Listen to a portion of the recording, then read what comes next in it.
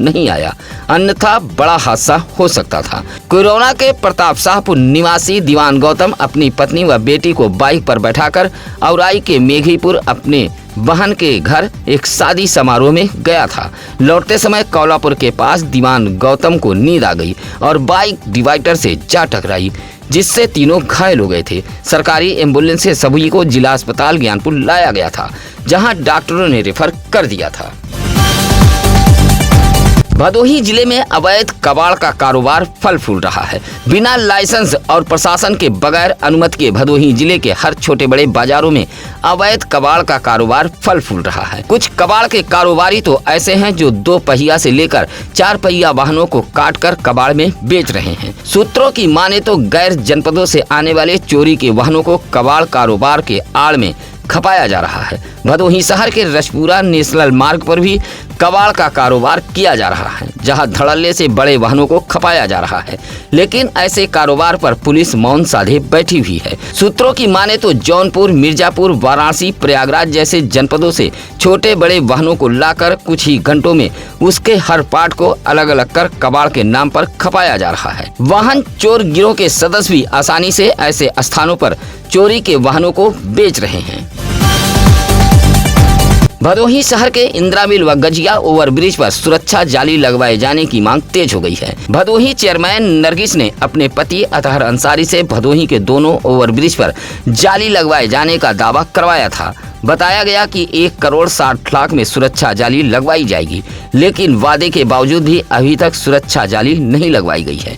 भदोही शहर के कजियाना निवासी सामाजिक कार्यकर्ता नन्ही खान ने शहर के इंदिरा मिल व गजिया ओवरब्रिज पर सुरक्षा जाली लगवाए जाने की मांग की है। कहा कि नगर पालिका परिषद भदोही की चेयरमैन नरगिस ने जो वादा किया है उसे पूरा करें। अब तक दोनों ओवरब्रिज से गिरकर कई लोगों की मौत भी हो चुकी है। कहा कि सुरक्षा जाली लगवाए जाने को लेकर बड़े बड़े दावे किए गए थे, लेकिन चेयरमैन अपने वादों को भूल गई हैं। ज्ञानपुर के लक्ष्मण पट्टी निवासी एथलेटिक खिलाड़ी महादेव प्रजापति ने ट्रिपल जंप में गोल्ड एवं लॉन्ग जंप में सिल्वर मेडल हासिल किया है। 21, 22 व 23 अप्रैल को मैसूर में खेल संपन्न हुआ था, जिसमें देवनाथपुर बाजार के लक्ष्मण पट्टी निवासी महादेव प्रजापति ने भाग लिया था, जहां ट्रिपल जंप में गोल्ड व लॉन्ग जंप में सिल्वर मेडल हासिल करने वाले 60 वर्षीय महादेव प्रजापति को सोमवार की सुबह KNPG खेल मैदान में कोच व खिलाड़ियों ने फूलमाला पहनाकर स्वागत किया। स्वागत करने वालों में मोहम्मद रुस्तम खान, अच्युतानंद राय, जयराम पाल, शिव नारायण, कैलाश पाल आदि मौजूद रहे। डीग ब्लॉक के मवैया थान सिंह ग्राम सभा में स्वच्छता के नाम पर जमकर भ्रष्टाचार किया गया है। ग्राम सभा में पिछले 4 साल से सामुदायिक शौचालय का निर्माण नहीं हो पाया है। आधे अधूरे शौचालय की टंकी से आए दिन हादसे हो रहे हैं। पशु पालकों के पशु इस खुले शौचालय के टैंक में गिर रहे हैं।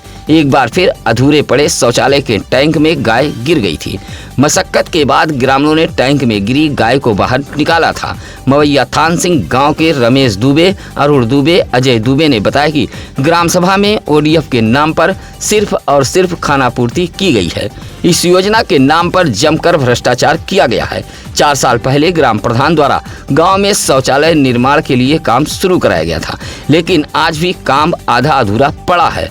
टंकी का ढक्कन नहीं लगा है। शौचालय टैंक में आए दिन पशु पालकों के पशु गिर रहे हैं। ग्रामीणों ने शौचालय निर्माण की जांच कराए जाने की मांग की है।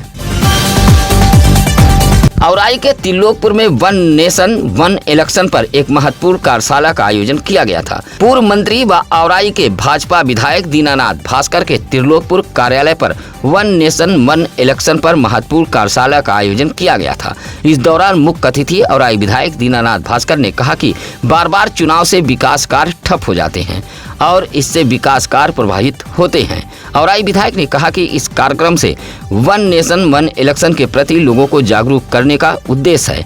इस मौके पर जिलाध्यक्ष दीपक मिश्रा सहित देवेंद्र दुबे, नागेंद्र सिंह, नंदलाल पांडे, प्रमोद चंद मौर्य, गोवर्धन राय आदि मौजूद रहे।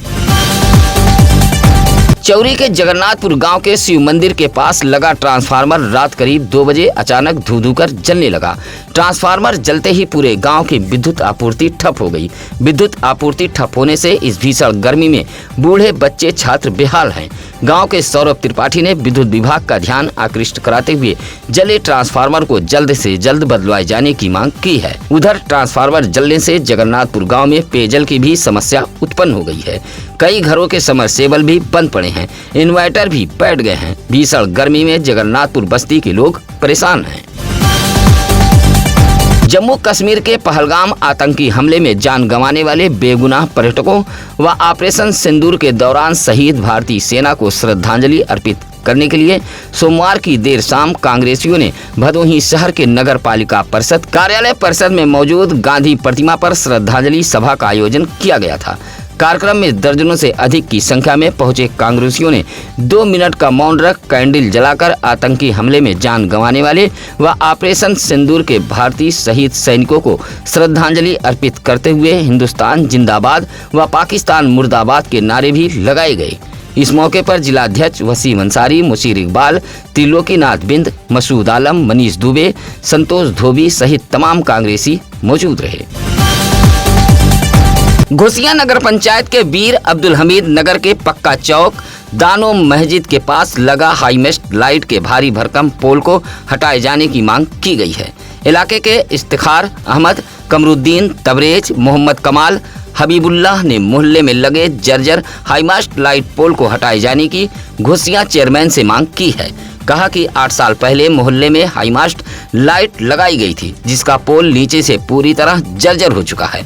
हल्की सी हवा के चलते अगर कभी भी पोल गिरा तो बड़ा हादसा हो सकता है। लोगों ने चेयरमैन का ध्यान आकृष्ट कराते हुए जर्जर पोल को हटवाए जाने की मांग की है। ज्ञानपुर ब्लॉक के कसिधा ग्राम सभा में भगवान बुद्ध की जयंती पर एक कार्यक्रम का आयोजन किया गया था।